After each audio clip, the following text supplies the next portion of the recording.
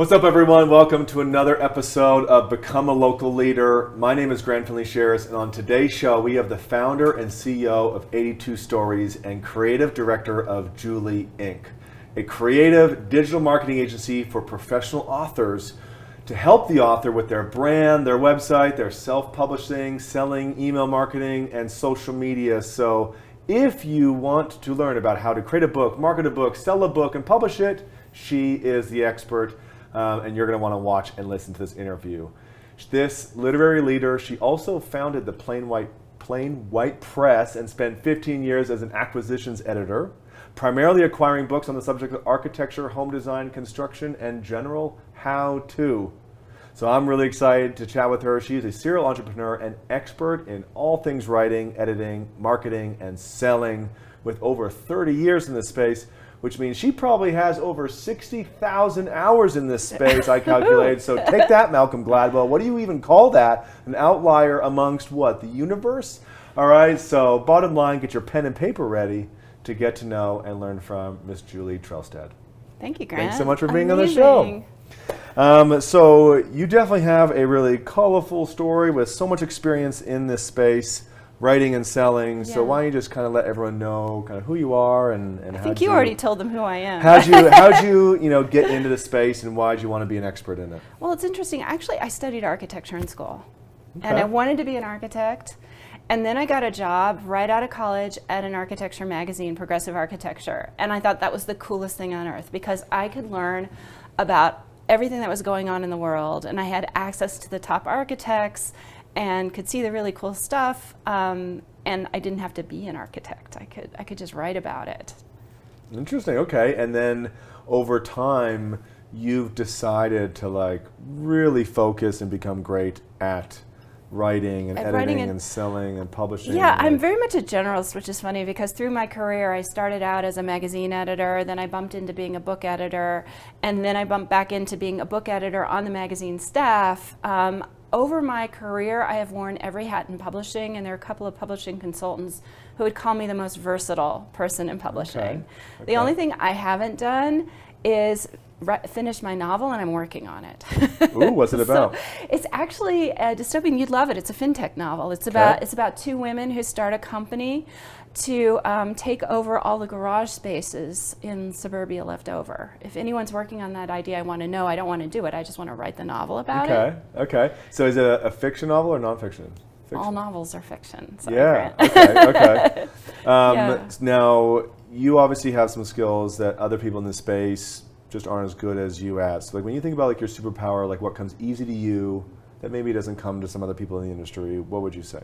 Right. I know what's really interesting actually about the industry is that it's very siloed. There are people who are editors, there are literary agents, there are people who sell books, there are authors, and often they don't know what the other ones do.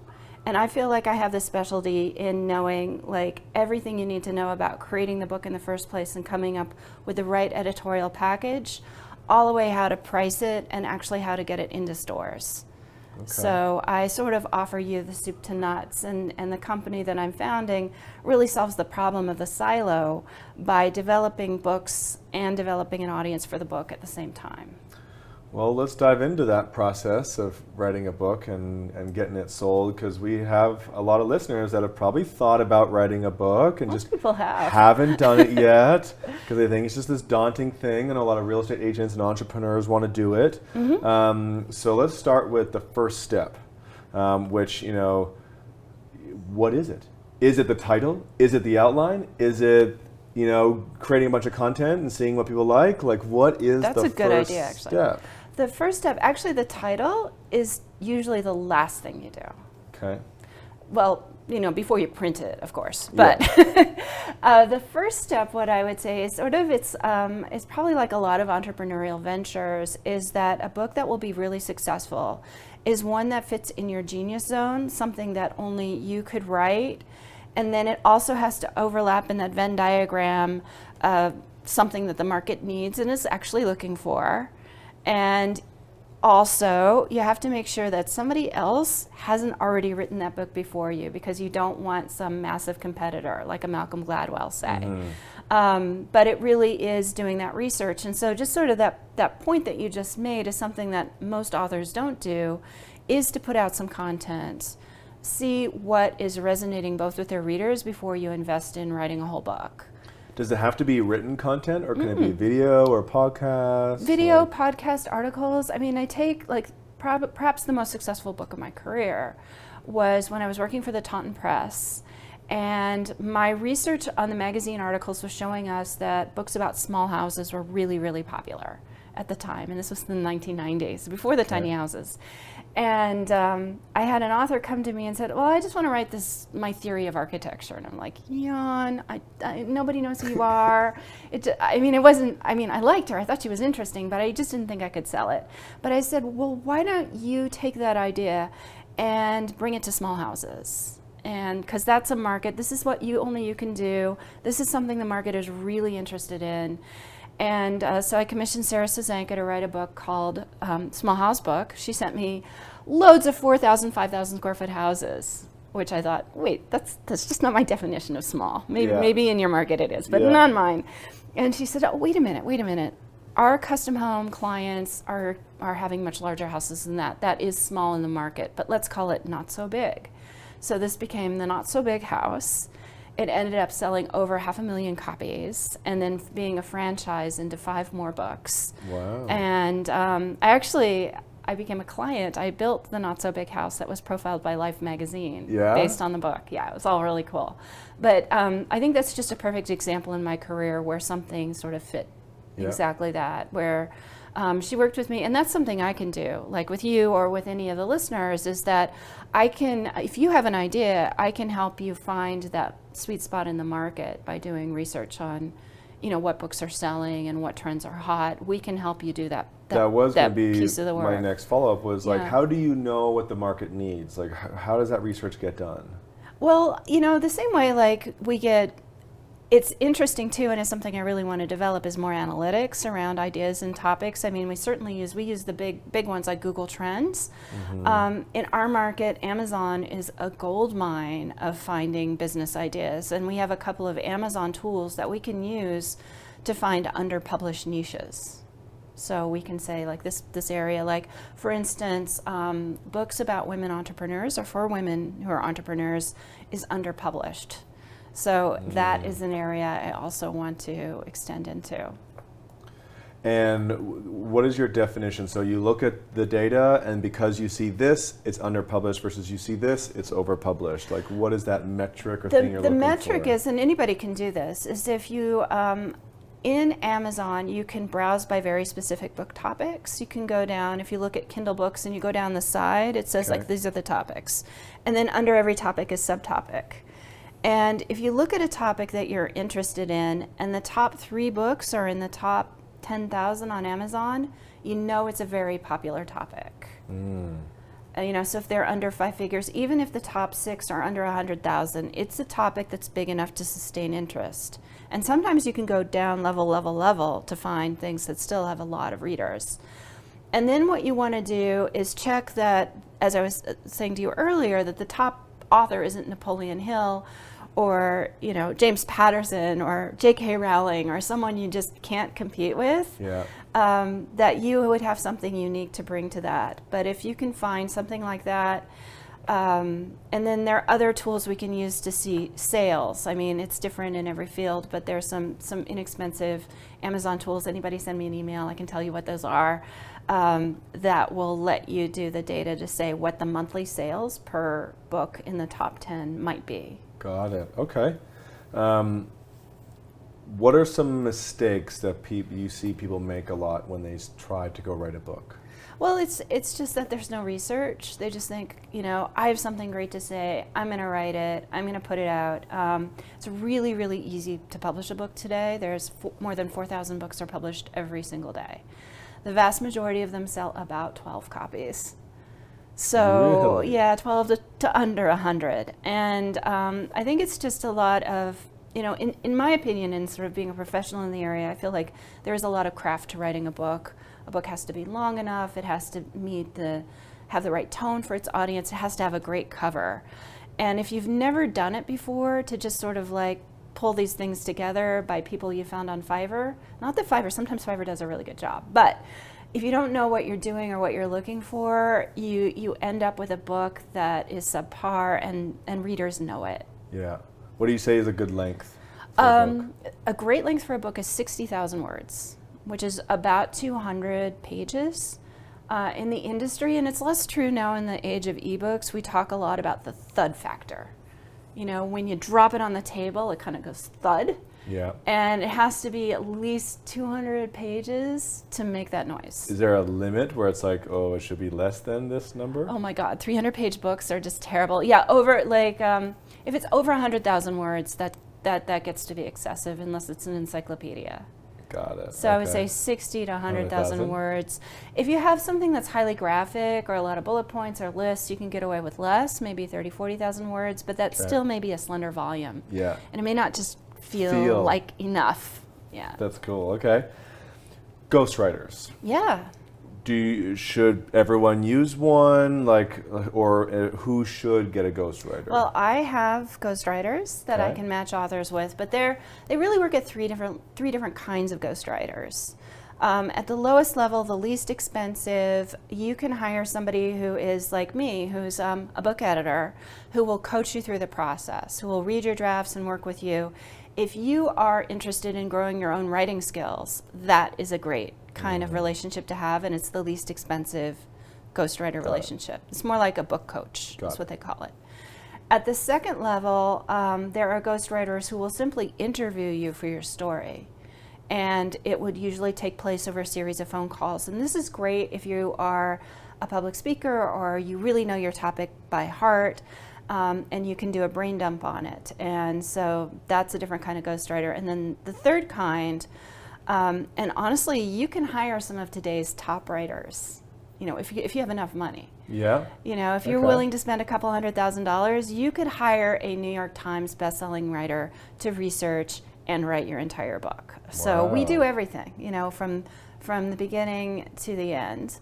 My problem as a publisher is that the book has to be written before I get to do my piece of the project. Yeah. So I have partnerships with a number of editorial organizations as well as ghostwriters. So what is the fees, do you think, for the book coach, the interviewer, and then the best author? A book coach would probably start around $5,000. Okay. I would expect to spend that, and you would be working with them for 6 months or more. And that would be a total fee. Got it. And these are all ballparks. So in the middle, an interview type book usually costs between $15,000 and $30,000, again, depending on length. Costs less if you're ready to talk about the book and you're not figuring it out as you go. Mm-hmm. And actually, it's maybe not a bad idea to hire a book coach for 1 or 2 sessions to help you make the outline before you hire a ghostwriter or somebody else. Yeah. And that's a way to do it. Okay. And I was just saying the other one, anything. I would say that at the low end, a full-scale ghostwriter would be, sometimes they'll work for a cut of profits. So you can do it for less if there's a strong commercial appeal, and they will share royalties with you. But there's usually a minimum of a $15,000 to $20,000 fee. More typically, a full ghostwrite would be $50,000 to $75,000. Got it. And you can buy, your $300 ghostwriter. As well. They're there. We have them. They exist. They exist, and they would be happy to New York Times bestseller your book. Even I can imagine there being an amazing New York Times bestselling author who would actually not be good for my book. That is right. And so, how does one find the right writer for them and for their book and what they're trying to convey? That's a great question. Well, first of all, you definitely would want them to have worked in your genre before, or have written something very similar.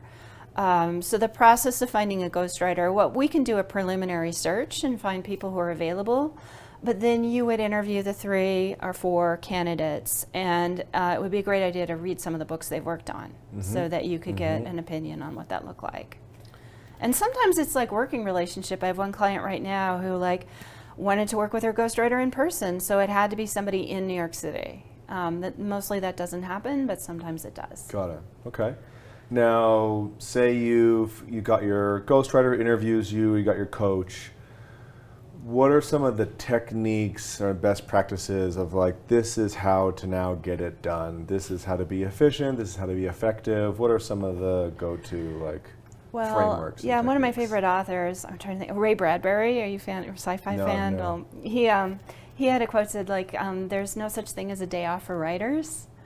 And I honestly believe, like, if you're starting to write and you're doing the writing yourself, once you start, you should commit to writing every day, even if it's 10 or 15 minutes, because it is so easy to lose the thread on a really long book. Otherwise, different people have different personalities, but on a project like this, it really is good to kind of swallow it whole, instead of eating it in tiny bites over a long time, or it just like that book just never gets done and it's been hanging over your head. Yeah.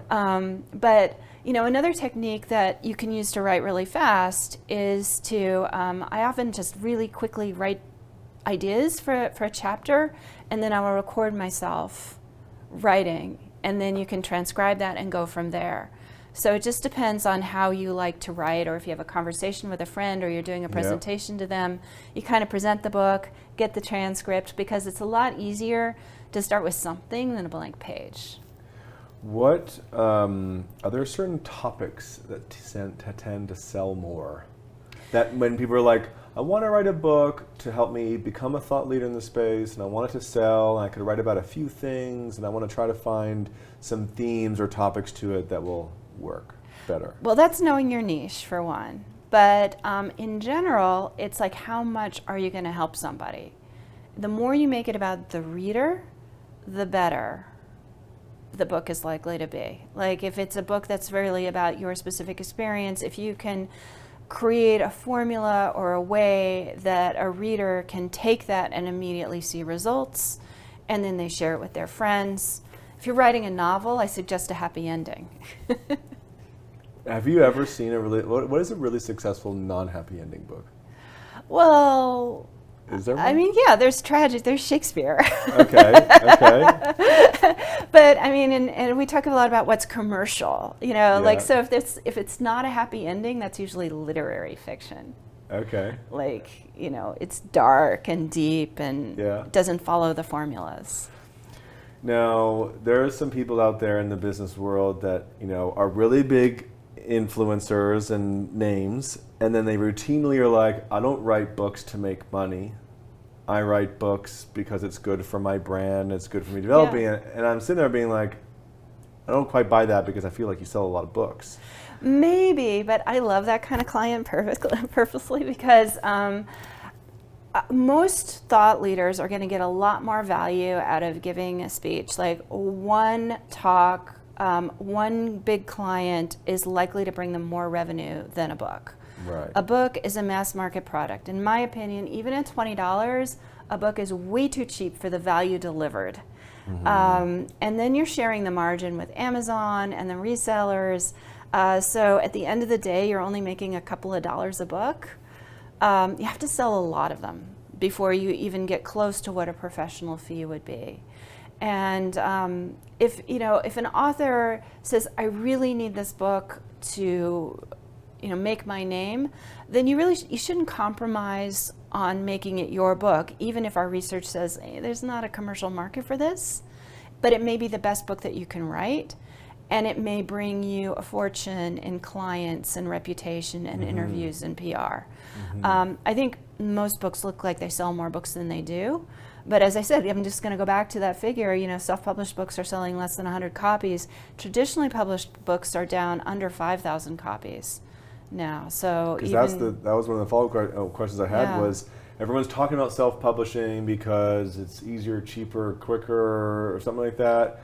But then it's like, well, when people are still obviously using publishers, so why would someone want to self-publish versus go with a traditional publisher? Well, if you have a book that has a very wide audience and you would benefit from national distribution, and you don't, it's a broad-based book, you would want to go with a publisher. Even with so many self-published books, 80% of the revenues in our industry are still driven by the big 5 publishers or the top publishers and traditional. they're making a huge amount of money. But if you kind of just go up the pyramid, it's from those very top tier authors. So a lot of authors that I've worked with in traditional publishing, and I work with both. On the Julie Inc. marketing side, almost all of my clients are traditionally published. They're referred to me by their literary agents. They're frustrated because the publishers don't really do much. The publishers can get you into libraries, the publishers can get you into Barnes & Noble, but beyond that, you still, as a niche author, have to sell to your audience, which is why they talk about how authors having to have a platform. I think this is about to break, and this is why I want to start something new. It's very, very frustrating for people whose books aren't those top tier bestsellers. So what do you think, with what you're starting, where do you think the industry is going or needs to go? Well, what I would, in my thinking, I think that the publishers, the largest publishers, should be distributors. They should be buying just the blockbuster books. And there's even talk about how self-publishing and smaller publishers are more the minor leagues. The mid-sized publishers all got eaten by the big ones in the 1990s and early 2000s. So there really isn't much in the middle of the industry right now. There's sort of self-publishing on one end, and then there's big traditional publishing. So what I'm helping to do is to create a base for people who want to do something really professional, but to do it within a niche. Got it. Okay. Now, as people, even if they are like an expert in the niche and, already do education and training or have a voice, in the way they do business, they have a voice. But then now translating that voice to a book, Yeah. I can imagine people might have some struggles finding their style, finding their voice for a book. What are the strategies to kind of figure that out, and what are some of the, issues that people do have? Yeah. Well, that's where the book coaches are great, like by giving you feedback, because a lot of people are taught how to write a certain way that actually does not sound like their voice. It's always nice to be colloquial, but not too casual. Like we had a client who was working with one of our transcribing ghostwriters, and we gave him back his manuscript, and he said, "I don't cuss that much." I was like, "Yeah, you do." I was just going for the natural voice, was just almost obscene, not safe for work. So that's, something, it would be working with a coach. Okay. A really good thing too is if you are working with a group of professionals who are all writing books, to share manuscripts with each other. Although, sometimes the blind leading the blind isn't the best idea. So there are a lot of great workshops that you can take. There's so much you can, in New York City, there's the Gotham Writers, there's online writing groups. Now, one of the things when I think about a book is, some people use stories a lot to convey an idea. Right. And some people are like, no, the whole point of this business book to help the people in my niche is the fact that they need practical, frameworks and strategies and ideas, and let's just be like direct and to the point. Those are two different kinds of books. And so how do you choose which one you should do? Yeah, you pick one or the other. Like in my mind, in nonfiction, there's narrative nonfiction that's kind of journalistic and tells a story. And the point of that kind of book is to help someone understand how something happened, or to make them make a decision by telling a story.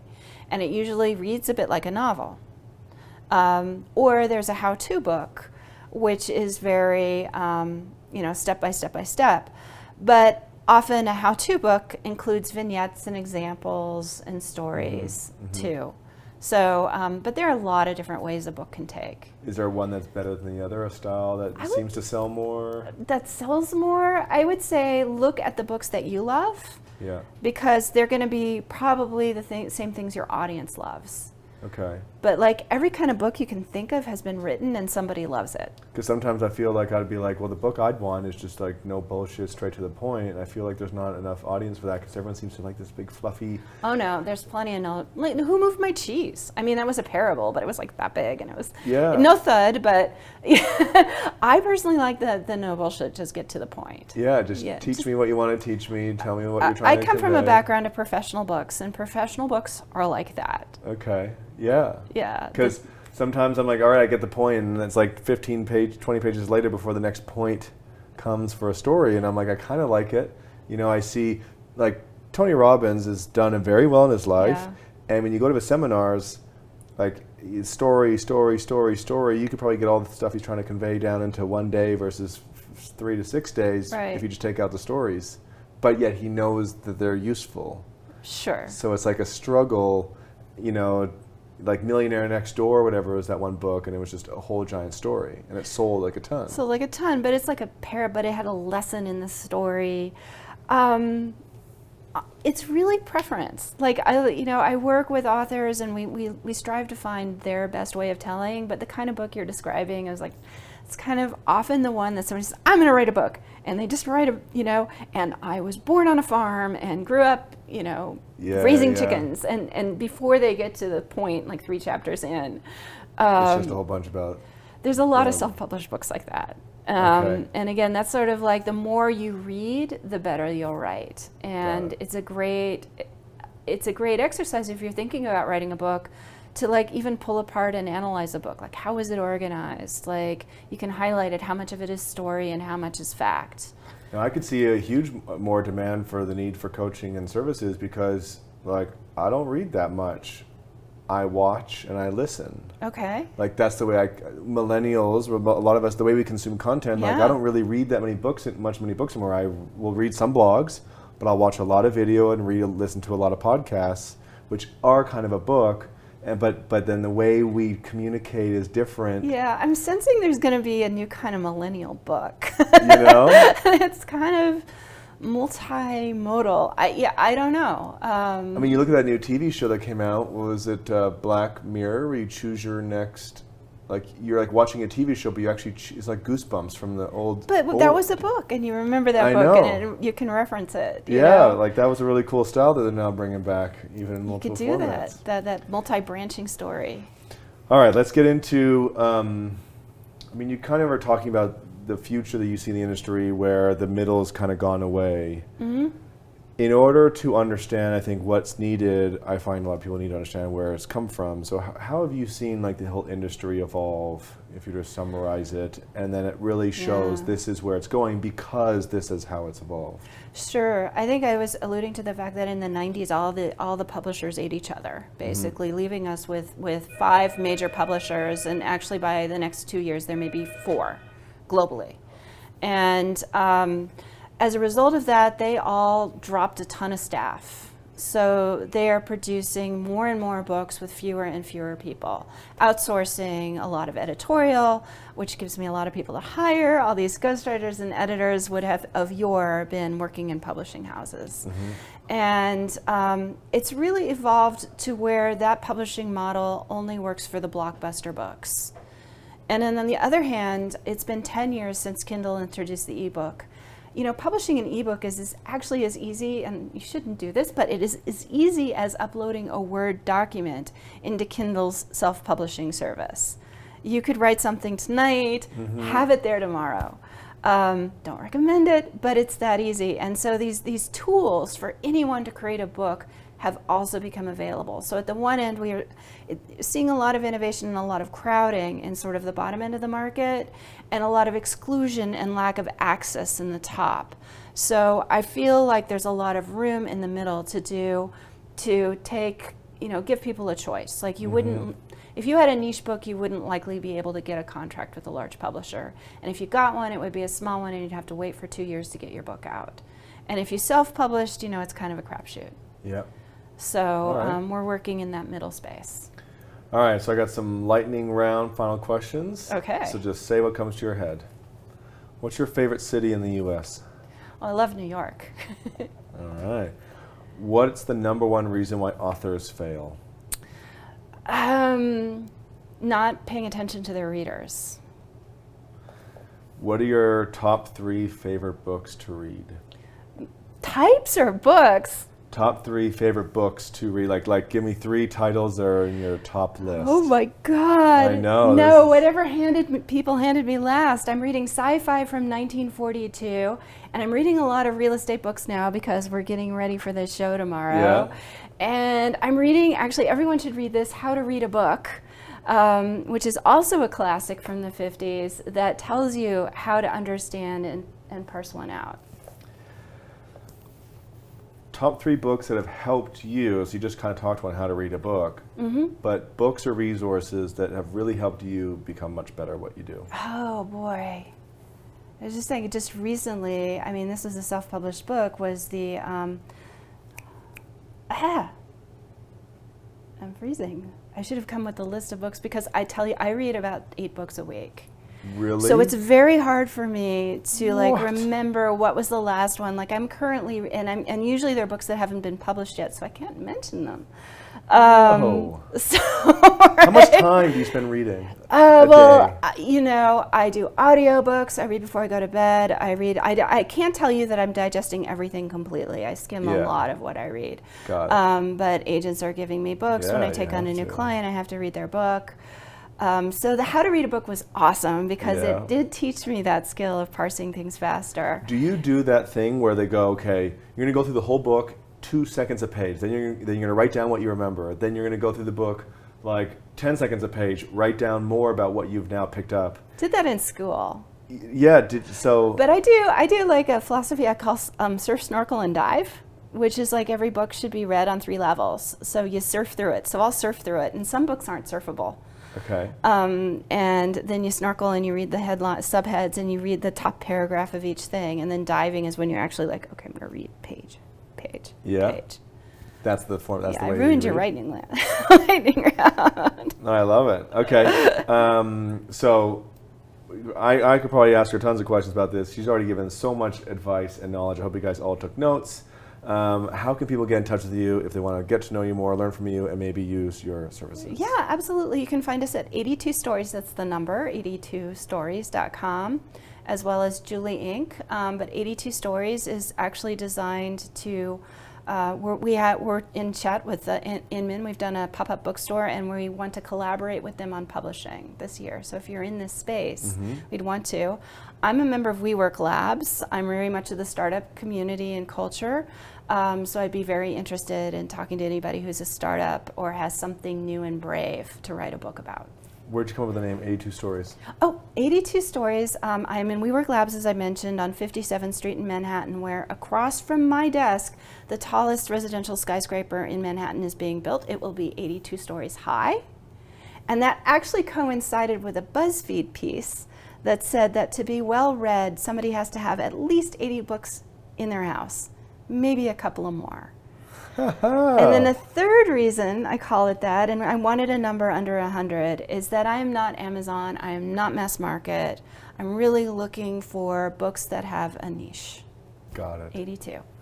All right, well, reach out, and thanks so much for being on the show. This was fun.